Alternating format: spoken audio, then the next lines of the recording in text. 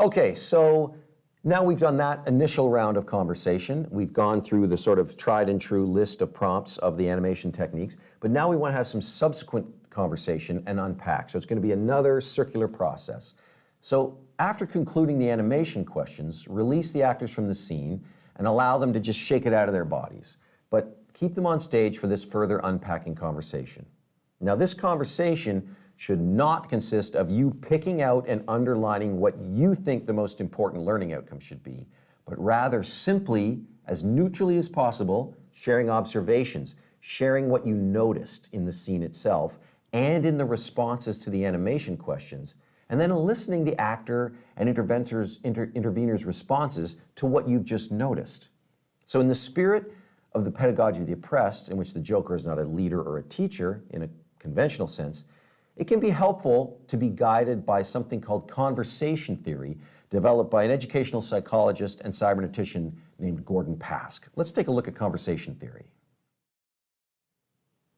Okay, so we're going to digress for a moment and talk about this thing called conversation theory, which was not involved in Boal's or Diamond's practice, but is something that I've incorporated from some of my own research and brought into this work. So conversation theory, developed by Gordon Pask, really emphasizes the idea that two people in a conversation, rather than a communication, again, which he understood to be one-way sort of traffic of information, is this circular process through which two autonomous individuals, and the autonomy of those individuals is really important, which is why I think it goes so nicely with Freire's pedagogy of the oppressed, through which two autonomous individuals can co-construct shared knowledge together, okay, through this circular process. Now, he developed a way of expressing visually this idea of conversation. It's something that he called an entailment mesh. So we're going to get a little technical for a while, but bear with me. And you certainly, in joking and play, do not have to make entailment meshes. But I'm going to use them now to just as a demonstration of how this theory works and how, if you can keep the theory in mind when you're joking, it can be a really powerful guide. So let's turn to an entailment mesh of what Pask used to use as his paradigmatic example of an entailment structure and partner A and partner B in a conversation, building shared understanding. In this case, it's a very banal idea. The idea is a circle. How do you make a circle? What is a circle? How do you make one? Partner A says, well, I make a circle with a pencil and a compass. So for partner A, the concept pencil and the concept compass are what Pask would call entailed in the concept of a circle. So you make those arrows, and those two concepts come out down below. So entailed in circle are pencil and compass. But partner B says, oh, that's interesting, because I make a circle a totally different way. I take a cylinder, and then I take a little slice off the end of the cylinder, and that's how I make a circle.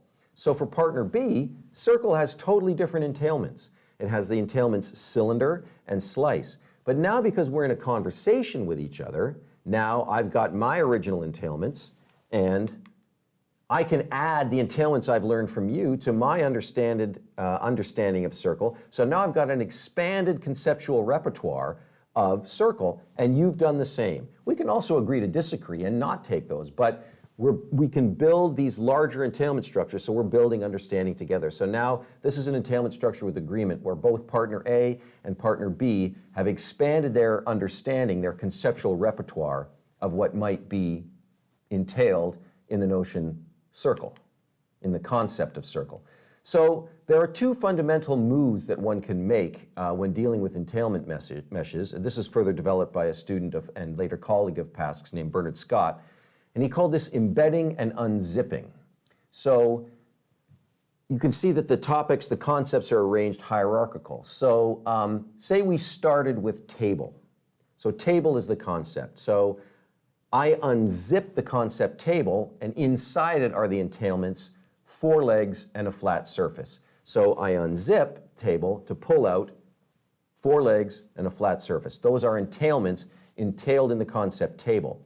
But the other move I can do is I can embed table as a concept in a larger meta-concept to which it belongs. So table can actually be embedded in the concept furniture. And if I want to go even further, furniture can be entailed in the concept human dwellings. So now I'm building this conceptual repertoire of human dwellings are a place that contain furniture. One type of furniture is a table, and it's a kind of furniture that has 4 legs and a flat surface. So we start to build a shared domain of understanding. So I know this is kind of abstract and kind of technical, but if one can think of these 2 operations, embedding and unzipping, when you're in this unpacking conversation with the people who have done the intervention and with the actors, and you try and limit yourself to those 2 things. So someone says something, you're going to ask a question that will either ask them to embed what they've just said inside a larger concept, or they're going to unpack it, unzip it rather, and pull out some entailments below. So I'm going to move now to something that Bernard Scott developed, what he called a strict learning conversation. Then we're going to talk about how I adapt this into a joking conversation, because Pass developed this theory along with Scott and others in the early days of computer-assisted learning. So this skeleton of a learning conversation is, at the top layer, we have why questions, so questions that start with the word why. So the teacher receives or offers explanation in terms of relationship between topics, and the learner receives or offers explanations in terms of relationships between topics. So for instance, I could have noticed something in the improvisation that is different from what was in the original scene. So I noticed that you sat down when you came in. In the original scene, your character didn't sit down, but you sat down. Why? And then this person has a chance to unpack that. And then there's how questions and responses. They offered the demonstration or elicit models and problem solutions. That's the teacher. And the learner receives demonstrations, build models, or solves problems. And there's a modeling facility. There's a place where these tasks take place. So when we move this to the joking conversation, the joker asks clarifying questions to construct understanding of reasons for what happened. Why? The intervener now offers clarifying explanations of the reasons for what happened. Why did you sit down? Well, I thought maybe I might put the other person at ease if I sat down. Oh, okay. And then there's the layer of what questions. Offers observations of what happened. So for instance, the first layer might be, I offer the observation of what happened. I noticed you sat down when you came in. Did you notice that? Were you aware that you did that? And the person could receive and offer an observation of what happened. Yes, I did that deliberately. And then the joker can then move to the why and say, ask a clarifying question and ask, why did you do that? To which the intervener can offer a clarifying explanation of reasons for what happened. Well, I did that in order to put the other person at their ease, right? So I haven't done this by saying, I noticed you sat down, it seemed to put them at their ease. I've just elicited this explanation from the intervener. So before we completely leave these maybe esoteric theory zone a little bit, I want to turn to another tool to address a very, very particular and recurring issue that comes up for new jokers who aren't that experienced, which is they'll often say, once I get through those first set of questions, I want, I wish, etc., I don't know what else to ask. I don't know what to look for. I don't know what to notice during an improvisation, during an intervention that then I can ask questions about. It's just a blank for me. So I'm going to offer you another tool, another theoretical tool to help you as a kind of guide to noticing, some categories that you can look for while an intervention's going on. And again, like anything, they're muscles you need to build. You're going to be, you might not be able to use these immediately, but as you get more and more practice joking, you can start to pay attention to these things more deliberately. And this tool has got the kind of unusual name, but it'll become apparent what it means in a moment, and it's called Klehes. So I'm again offering to you Klehes as a guide to noticing. Klehes is a tool for training effective managers developed by Oswaldo Garcia de la Cerda and Maria Soledad Saavedra Ulloa of Chile in order to assist them in making new kinds of distinctions within their daily interactions that can open up new and more positive opportunities for action. So they developed this as part of an amazing program they run down in Chile called Inactive Management. So it's a leadership training for managers. This tool conceptualizes the human body as a crisscrossing network of 6 interacting elements. So in Spanish, cuerpo, body, language, emotion, history, eros, and silence. And I've found these to be very useful categories for the joker to pay particular attention to in order to notice key dynamics within interventions and forming questions that can draw them forth in further recursions of this circular conversation. So let's go through the definitions of the components of Clayhess. So first, cuerpo, the body. The definition that the creators of Clayhess offer us is the body lives in physical space. It learns from and reacts to its environment, social, physical, etc. How bodies move in situations is significant. And then we're going to offer an example joker question. And these questions I owe a great debt to my great collaborator, Raquel Fernandez, for helping formulate these joker questions that are connected to these examples. So a cuerpo-based joker question might be something like, and you'll see how it refers back to the strict conversation, I noticed that you took a sudden step back when character A said X. What was going on for you in that moment? So there's a what question that grows out of an observation by the joker in the cuerpo domain. Language, definition offered by the creators of Clayhess, conversing, using a shared vocabulary with shared meanings, but perhaps varied connotations. The unspoken conversations are also significant. What is unstated, implied, tacit. Example joker question, what did you mean when you said X? Or what does the word Y mean to you? I noticed you asked for some compassion. What does compassion mean to you? You'll notice that's an unzipping question, right? So if I ask about that word Y, relating back to the other theories we've shared, in a sense, that's unzipping the concept through this joker question coming from the domain of language. Emotion. Definition, instinctive or intuitive feelings arising from one's mental state, circumstances, mood, or relationships, and is distinguished from reasoning or knowledge. Holistic and immediate bodily reactions to the current state of the body in the world. Example joker question, in the dialogue, I noted that you said you felt worried. There's the what description, what I saw. And now I ask for, again, an unzipping or an embedding. They can do either. As this character, tell me more about that feeling. Another question to which they can unzip or embed, where do you feel emotion X in your body? So again, we see how these categories can give you the place to look for the kinds of questions, the what and the why questions that we see in the strict joking conversation that I showed you earlier. History, definition, the social and systemic context and individual history and lived experience that continually shape and transform human beings. So example joker question, as this character, what are some of the systemic or historical influences and assumptions that inform this dialogue? So this might guide them to embed in a larger context, right? So there's some meta concept, meta domain that's informing the things we saw in the particular interactions of the scene.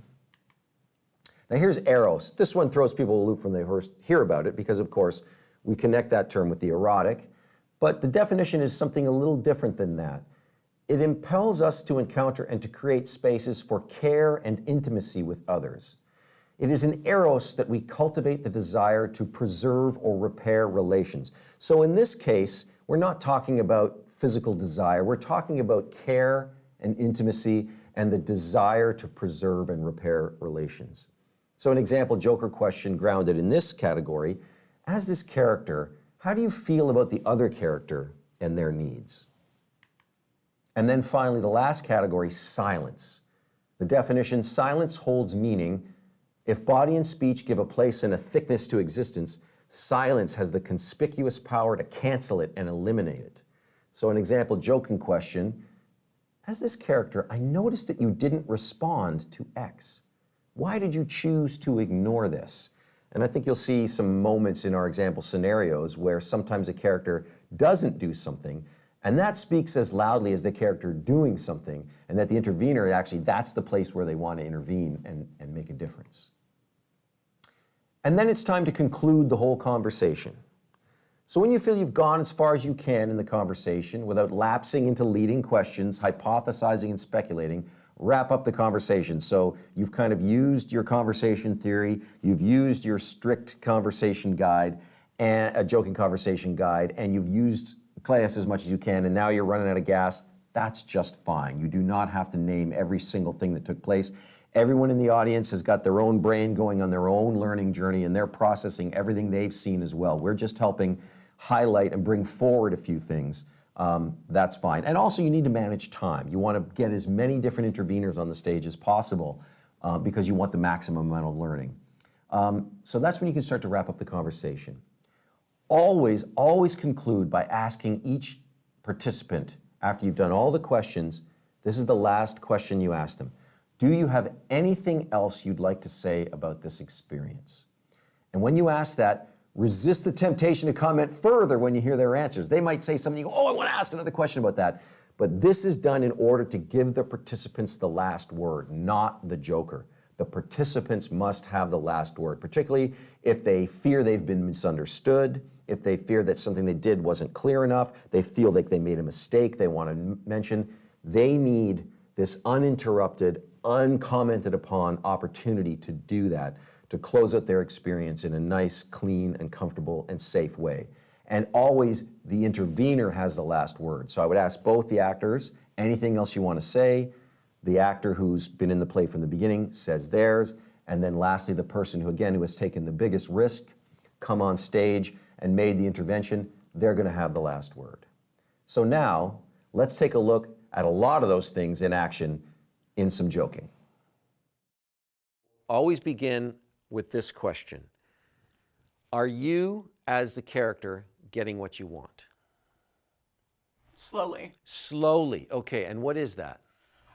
I think just that I can actually work with Chris rather than sort of need to just go to my CI for everything. You're starting to feel you can work with Chris. Yeah, we're getting there. And what has created that feeling for you?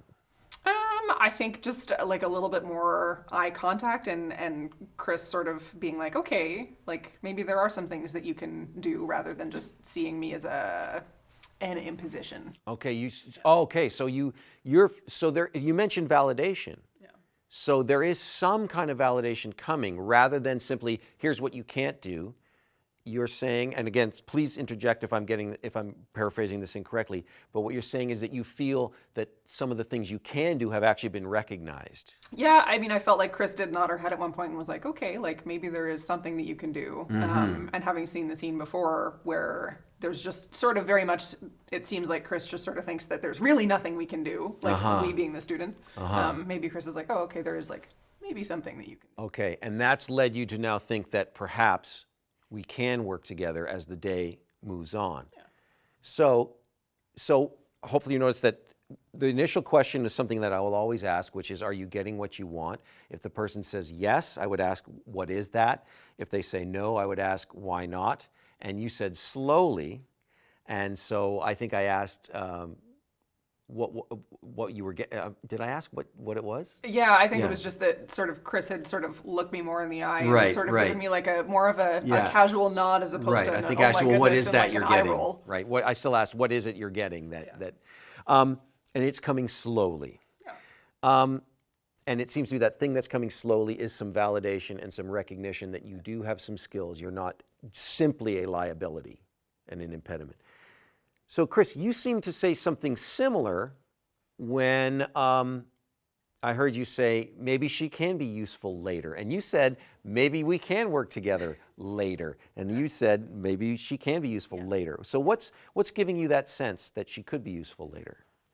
Well, actually, I think it was more that she appealed to this, almost my higher sense in a way, by saying that she wanted to learn from me. So, yeah, I mean, and you said it a couple of times. And I think that just, even though it's still she's helping me, it just appealed to that little bit of a wish that I wish I didn't have to be so mean, or that maybe, and so that just kind of changed it for me a little bit. Right. And can you say a little more about that? Is that because there's a part of you that wants to teach? Is that because there's a part of you that feels a responsibility that's triggered by that? Or what? Tell me a little more. I think it's because I've been a nursing student and I vaguely remember how awful people could be to me and how that wasn't nice. And I think it also just appeals to the fact that, hey, yeah, like I've been an RN for 30 years. I do have something to offer to somebody who doesn't know anything. And if I may, it also strikes me as recognition that she sees you, right? Yeah. You are feeling more seen, it seems, and you've been seen, and not as simply someone who needs to do something for me, Yeah.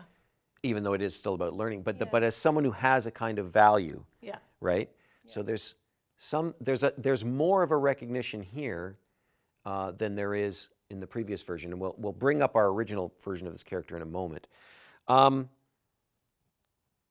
So, are you going to help with the BPs later?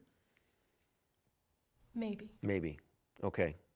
Something that was really a really big change from the beginning is you getting down and lowering the level. Tell us about what motivated you to do that. Oh, I just don't like looking down at people. I'm also just really tall. Right. I don't know if you can tell that on camera, but Yeah. I just always get told that I'm intimidating. So and even though there's a different power dynamic, like obviously you're the nurse and I'm the student, so like you are in a position of power, but I'm just tall. Right. So I thought it would be a little bit nicer to have a conversation, maybe being closer to eye level, rather than me like leering down at you and being like, I need all of these things from you. Right. So your awareness of what's happening in space between your bodies, right, is really key, right? So you'll remember from the Train the Trainer, the other section, talking about the Klejas mnemonic that we use to talk about different things that you can notice. Well, this was very noticeable that you changed levels, right? So that's something that's going on with the body. Language is one. We had the specific reference of, I want to learn from you, right? Something that was not spoken before. So you see some of the components of that mnemonic that we talked about at play here. So I'm going to bring up our original version of the character. Can you just come and stand with Kelly over here? So this is, don't do this with every intervention, but often we do. You've seen this different version of Kelly, and we want to honor them both. They're both very credible versions of this character. How easy or difficult would it be for your version of this character to, how it would be for your version of this character to take the approach that she took? I think it would just require tuning into exactly that shift in body language that originally, and being in that character, my first thought would have been that it'd be nice to be at the same level as the RN. But in the scene, you just kind of have to roll with it in the sense of like, I'm tuning into Chris's body language and her verbal kind of aspects. So then I'm not so much thinking about maybe if I, was at the same level, I could. So if the character felt a desire to be at that level, what would stop your version of the character from doing this? What do you think is the internal difference that allows this version of the character to take that new space versus what's happening for you? I think it's just that level of shock and fear that hit me when she strikes me with those words, like enough with the details, like who are you? Because I'm really taken aback, and I'm so focused on the anxiety that's induced because of that it's paralyzing me from actually like, let's work through a different approach that would change the scenario. So the anxiety clouds out the ability to maybe think of these other strategies. Even being aware of what our bodies are doing when we're really anxious is tough, right? So what was the anxiety level for you coming into this scene? And I'm not looking for never looking for the right or wrong answer, right? Was there anxiety, or was the anxiety not an issue for you? Oh, yeah, no, it was horrible. Oh, really? Okay. I just also find that, like, sometimes forcing yourself to either sit down or, like, change position also forces you to calm down. And like you said, you sort of, like, sensed a change in the energy level. Like, I feel like even if you are nervous, it's nice to either, like, sit down or, like, even if you're up making a speech, it's much easier to have like a podium or something in front of you because you can just hold on to it and it forces you to like stop like fidgeting and stuff like that. So I feel like either kneeling or sitting just forces you to come down a notch. So that was also my thought process. I was like, I'm up here and I need to be down here. So I literally just Right. lowered myself to the ground. And what allowed you to do that in spite of the anxiety you were feeling? The knowledge that when you change your body position, the anxiety will lessen? That, and also just the knowledge that you're perceived as less intimidating at a Okay. lower height. So you were able to somehow keep your head up above the anxiety enough to hold on to that awareness of what your body's doing, yeah? Now, you are a nurse, yeah? Yeah. Can I ask you how long you've been nursing? Since 2019, so 3 years. So 3 years, yeah. Seeing yourself now and seeing yourself in 2019 and this ability to sort of, even in the middle of that nervousness, navigate, do you feel it's made a difference just that 3 years? Maybe a small difference, but I think I've always kind of been the way that I am. Right. And you've always been tall, so you've been had this in your repertoire of ways to help open up new possibilities of conversation through what your body. So there's a really interesting awareness of your body in space and in relationship that you've developed over years of experience, not just your 3 years in nursing. Not everyone would have, because not everyone is 6 feet tall. Right. Okay. All right. Anything else you'd like to say about this intervention? Yeah, I mean, I'm just thinking back. It's interesting because I've been an RN since 8 years ago. So I'm thinking about the response that as Kelly I've had to somebody who's like has more seniority, somebody who's, I'm a student, and I think it's for me, I have more awareness that it must be cultural because of this upbringing to no matter who you're interacting with, if they're older than you, if they are actually like a professional, you just kind of have to be silenced. And that's, I think it's a cultural implication. And I'm realizing that with this role, and that even after 8 years of nursing, likely my reaction to somebody who's more senior, is more experienced, would be still pretty similar, except with more skills and like probably, in a real life scenario, probably be a bit different in like what I would say back to Chris, but still that cultural holdback of higher authority, more respect, hence silence. So just interesting. Okay, thank you very much. I'm going to invite you to sit down again. We're going to keep you here for just a moment. I just want to point out that, of course, what Raluca just said, I had lots of ideas about things I wanted to say more of, but it's important that we not spend too long on one intervention. And also, that was when you say, is there anything else you have to say? That's your chance to give the other person the last word, right? The Joker has a lot of authority and a lot of power up here. And so we want as much to delegate that power. So when I ask these last questions, is there anything else you want to say about this? It really is they get the last word. I may have something I want to add, but I have to really try hard not to. If there's something I can't resist commenting on, then I may, but I will still then go back to anything else you want to say and create a situation where that person gets the last word, not the Joker. Is there anything else you want to say about this intervention? Just referring to the change in, it was very subtle from my perspective, but I sensed a change in her energy. So rather than that nervous kind of like, oh, I don't know what to do, I'm going to have to get out of here in a minute, she settled, which helped my energy of just feeling overwhelmed. And for you, any last thoughts you want to share about this intervention or anything you've heard or in our discussion?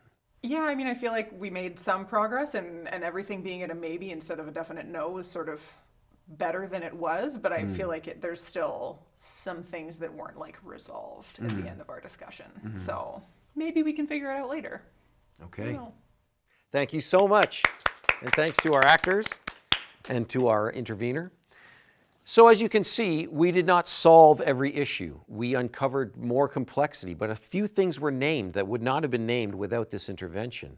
We had this idea of what our bodies are doing in space and how a particular person's life experience has taught them something about how their body position maybe affects others or affects themselves. And that becomes information that now the audience can take along their own individual learning journeys and work that into what their outcomes of this experience in any way they can. The naming of different cultural expectations around dealing with authority. We haven't come up with a solution to that as a perhaps a challenge, and whether or not it's even a challenge is up for debate. It's simply a difference in a way.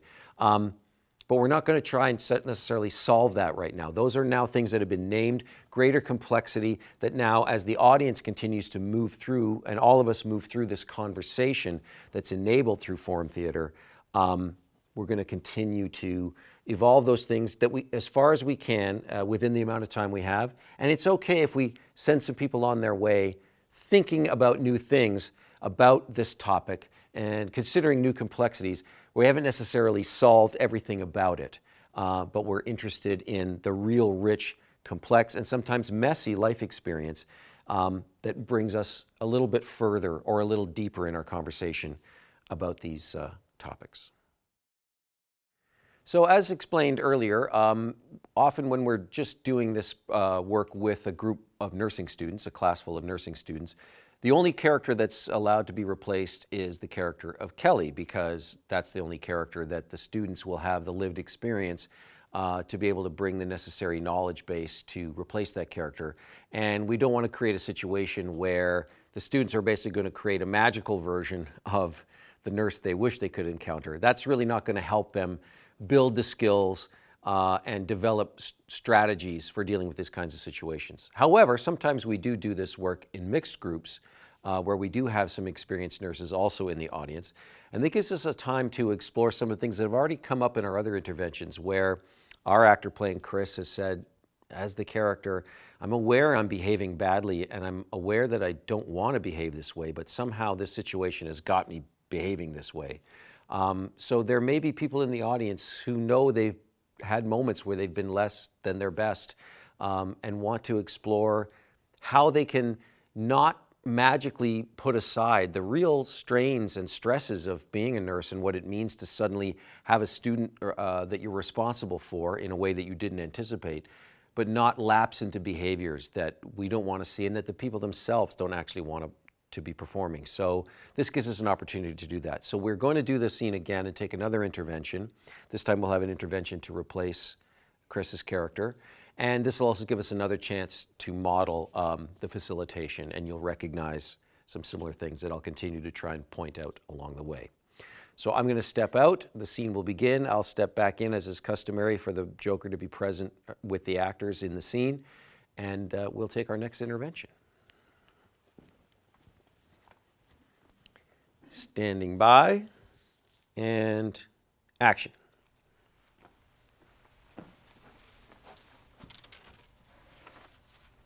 Oh, sorry. Hi there. My name is Kelly. I'm a first-term nursing student, and I'm so excited to be paired with you today. I was actually here yesterday, and I spent some time with your colleague, and we had a really great day. I learned so much, and I'm really hoping to put some of that into today's shift with you. I'm actually assigned to two of your patients, Mr. O and Miss A. I had Mr. O yesterday, but I didn't have Miss A. I also had Mr. T, and I found it really hard to hear Mr. O's BP because we have to take them manually, and so the RN really helped me out with that yesterday as she was double checking, and it was so helpful. So could we maybe... Can you stop with all the details? I mean, who are you? I'm Kelly. I'm a first-term nursing student. From where? Oh, from the accelerated program at the university. It's really intense, but I'm really enjoying it. The university. Well, that kind of explains it. Okay, so you've been here for a few weeks and you can't do a blood pressure. Well, no, I can with the automatic machine, but our CI really wants us to only do manual for the rest of the term. So if you can just check after I do it, that helps. Freeze. Okay, we're ready for our intervention. Come on up. And you're going to replace Chris. Come on around. Okay, and our viewers already know who you are from seeing the other parts of our presentation. This is, of course, Kathy O'Flynn McGee, without whom I would not be standing here doing this work. So thank you, Kathy. Where would you like to take this from? I'd like to take it from when I just sit down. Okay, so very early in the scene. Yeah. Okay, so we've had this awkward moment where Kelly's gotten up to let you sit down. Okay, great. We'll take it from there, and you know the drill. At some point, you may find a natural ending to the scene, or I may say freeze, and then we'll use the animation questions, and then some, again, discussion, but then using that circular model of conversation theory, again referred to in the earlier Train the Trainer lecture section. When you're ready. Hi there. I'm Kelly. I'm a first-term nursing student, and I'm really excited to be paired with you today. I was actually here yesterday. I worked with your colleague, and we had a really great day, and I learned a lot. And I'm really hoping I can bring some of that into today's work with you.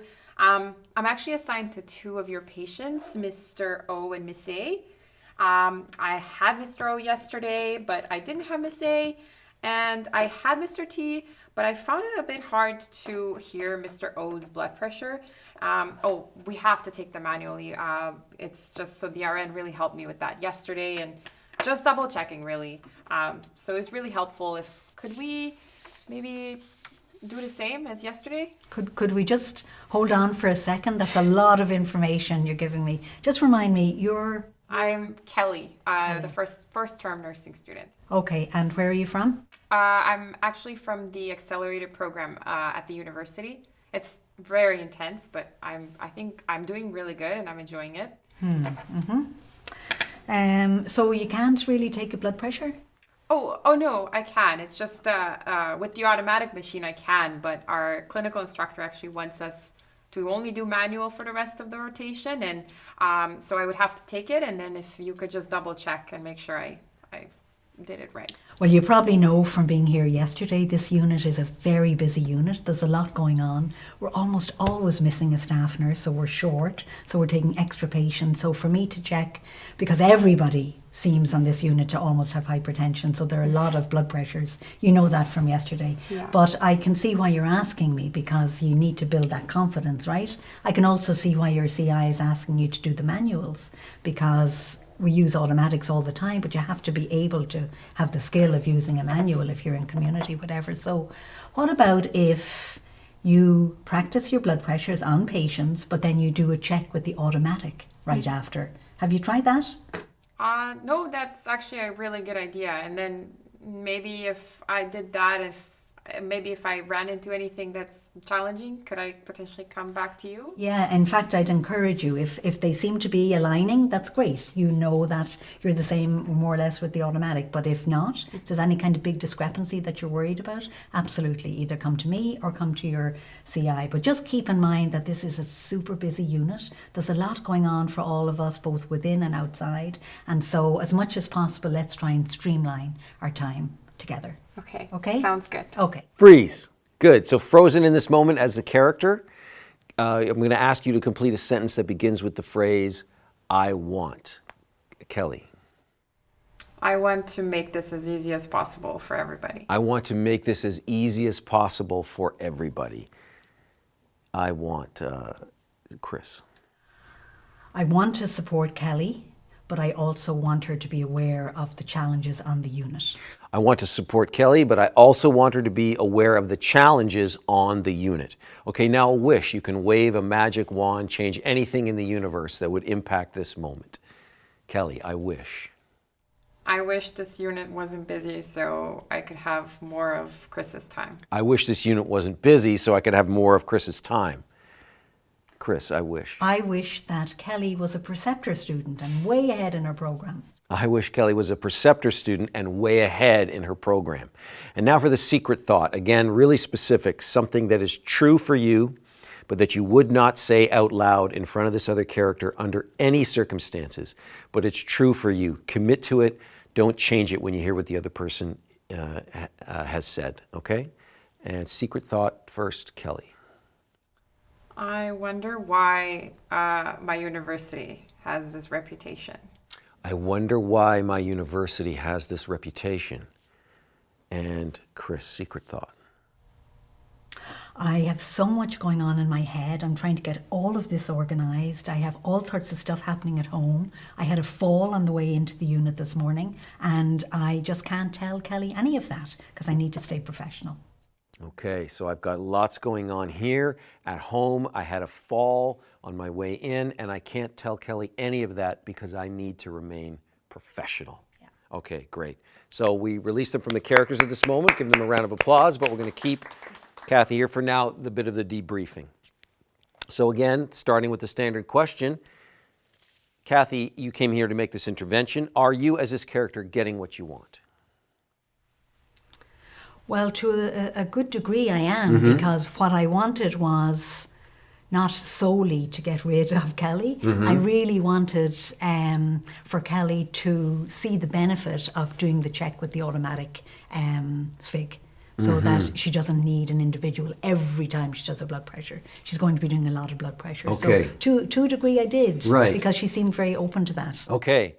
And so I'm hearing you say that you don't want to just get rid of her, which seems to be a key difference from what we're seeing in the early one. We'll find out more when we bring our original Chris back in as well. But you're taking this moment as a teaching opportunity right from the beginning, yeah? You're not simply trying to get rid of her, but you're offering a way to approach this using the automatic. Given all the things that happened on the way in, that you've already described for us, that we know about in the text, she talks about a whopping headache. We know, was on the other side of the unit. All this going on, and all this other stuff you've brought into the scene. What gives you the space, the mental space, the emotional space, to be able to create this teaching opportunity in the midst of this overwhelm that you've described?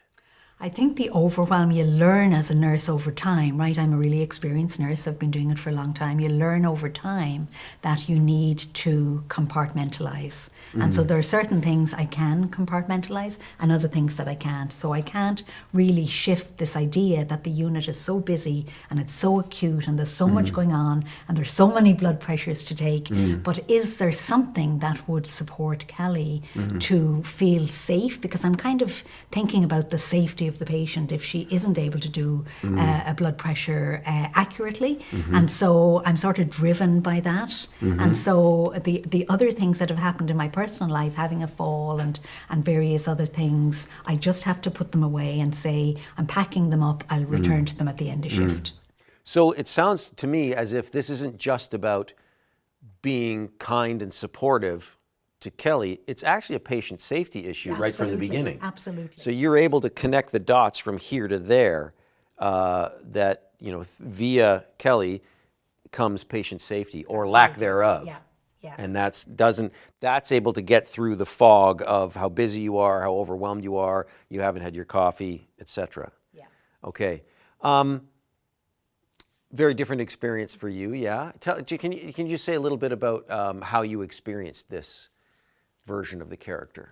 I think my initial kind of fear and anxiety have definitely gone down. I didn't feel anxious, and I think that was driven mainly because of her demeanor. She was professional, but I didn't feel like I was being yelled at. I didn't feel like I was being offended, and then I think the eye contact made a huge difference because my tone went from being to, oh, okay, and I can actually speak with her, and she's looking at me, and I felt that validation that I wasn't feeling in previous runs. Right, where okay. I just kept having to duck. Right. And then that barrier, I feel like that invisible hand was just getting pushed towards me. Aha.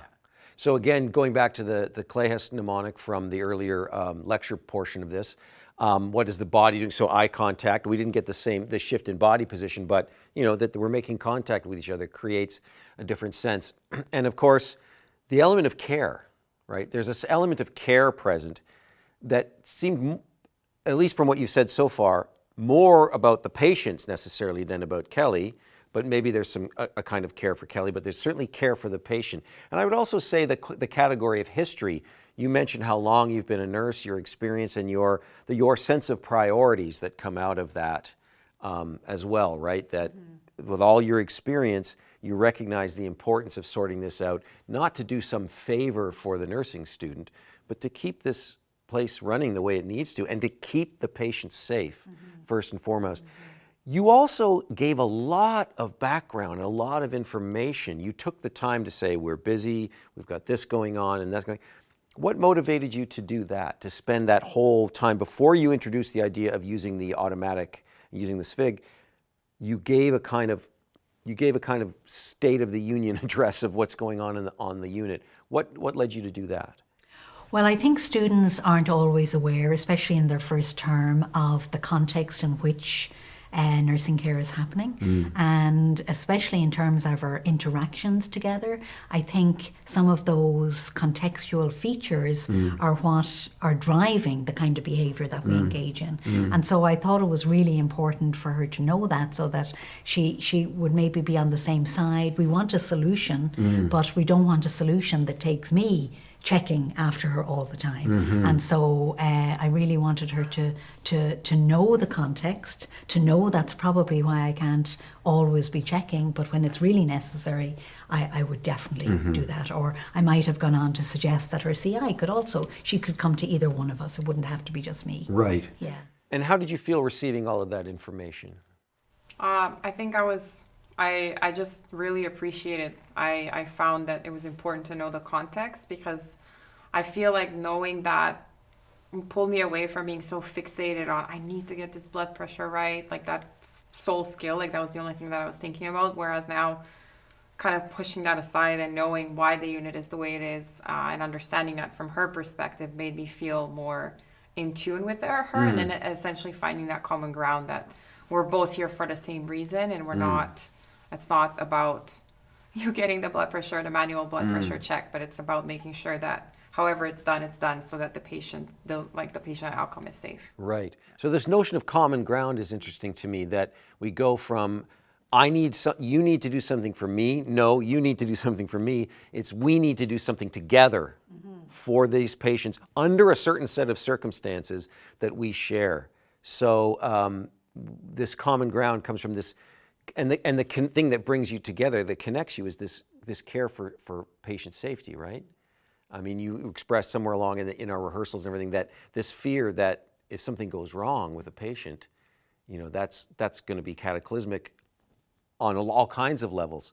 So we're able to get out of the level of just demanding what you need in the moment, and sort of move our awareness up to another level of the shared endeavor that you're involved in, and how you actually are going to depend on each other. But you're also teaching her some new information. You're giving her a new trick to try it this way. It can't be just about, right? You don't just give her what she wants, which is check every time. You're giving her another way to get her need met, right? Which I referred to earlier, right? It hasn't changed this character's need, but it's found another way to meet their need, or a way to meet their need, as opposed to previously, which is just go away and leave me alone, yeah? So I'm gonna ask our original Chris to just come on up, and if you can just sort of stand with Kathy here.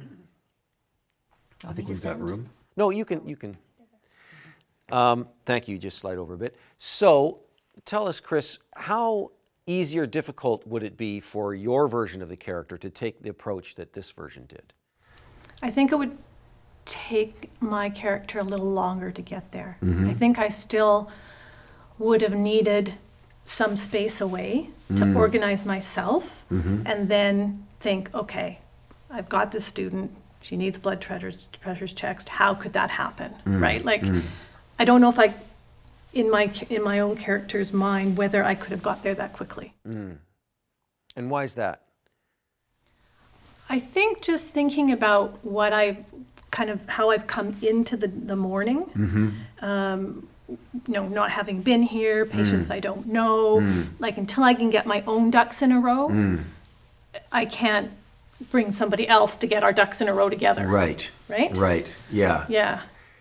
Is there the possibility that there's some other place or space where you could get your ducks in a row before you even came in and sat down? Possibly. I mean, part of it is needing the Cardex, though, right? And so there is that piece. Yeah. Kind of depends, maybe. Yeah, and I wonder if there's also possibilities for how you deliver that information. I need a moment. I'm actually not in a position to help you right now, even if my desire is there.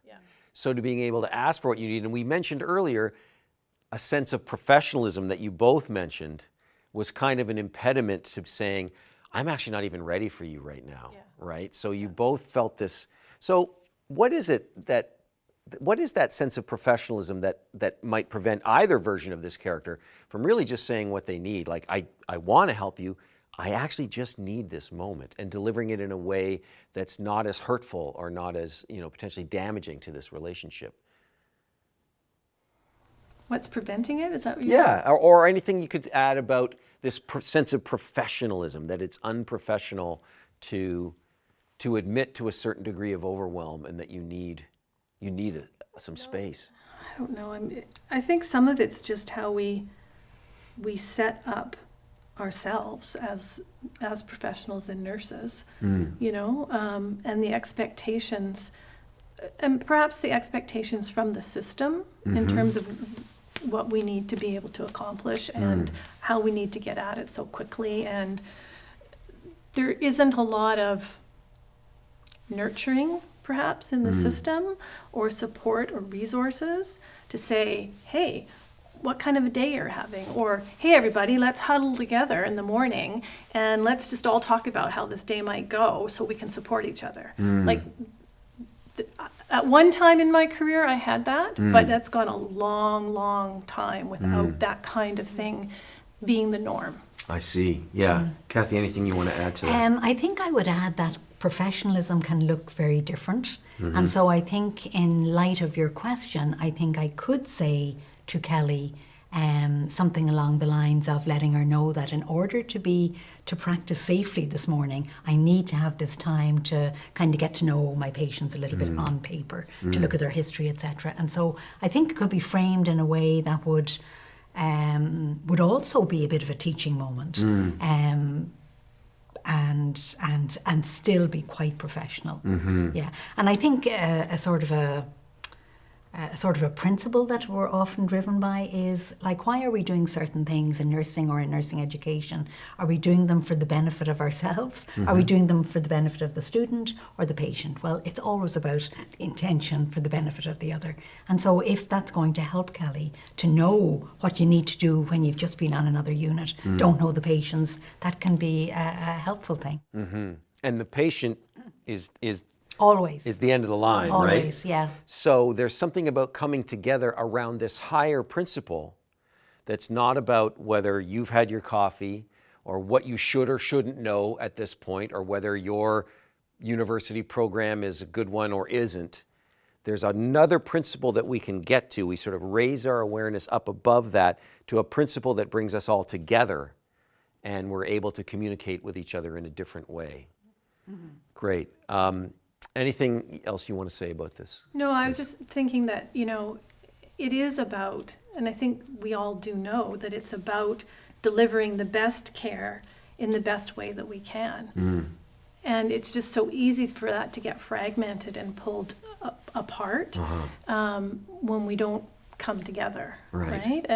And I think that, I don't know, that's, to me, like, we can all just agree that, okay, we're both here, we need to take care of these patients, everything else looks like crap today, but okay, how can we do this together, right? Yeah. Great. Yeah. Anything last words you want to say about this intervention? Yeah, I think it's taught me that, when you're being open and really communicating, because I think communication is kind of like the glue that brings everybody in healthcare together, I feel like things are more likely to progress in a positive way. And I feel like in this scenario, I've also learned that maybe if I communicate my needs directly, like from the beginning, rather than blurring out everything, like I was here yesterday and I had all of these, X, Y, and Z, rather being more clear and saying, I'm paired with you and I need your help with X, Y, and Z, and kind of setting the stage more clearly rather than overwhelming, barely just made contact and I'm already telling her what I need versus like, let's think about like, this is what I can do.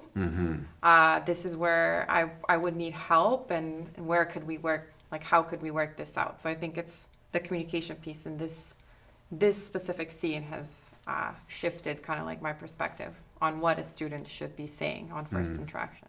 Great. And as our intervener, any words you want to say about this? I think I would say, reiterate what you have said, that, patient safety, patient care is absolutely important and the first priority. But that doesn't mean that we can't also pay a lot of attention to safety of the student. And so I think that was what was driving me, because when the student feels safe, then it ultimately results in safety of the patient. So, yeah. Great, thank you. All right, thank you very much, actors. I'll ask you all to leave the stage. Thank you all so much for your work. And I'll just close with a couple of thoughts. So now you saw an intervention, and what was really interesting, one of the many interesting things for me was then how much of a shift we got from our student nurse as well. So you can see the power of intervening on both sides, and I've seen even more how much the power of letting someone replace the nurse. If you've got someone in the room, some instructors or whatever, who can bring that wealth of lived experience to their intervention, it opens up new possibilities for the nursing student as well. And once again, we surfaced a bunch of things that we're not going to be able to work them all out in the space of this. We talked about culture. We talked about the way, is there a culture of caring? Chris shared for us that earlier in her career, there was a place where it felt we could come together and talk about the day and how it's going, and that maybe there hasn't been the space for that. So there's systemic things that get surfaced. There's personal behavioral things that get surfaced. And we don't have instant solutions to all of them because we don't consider this to be a simple solution, a simple situation. This is a complex situation. There are many, many causes and drivers for this phenomenon that we call bullying.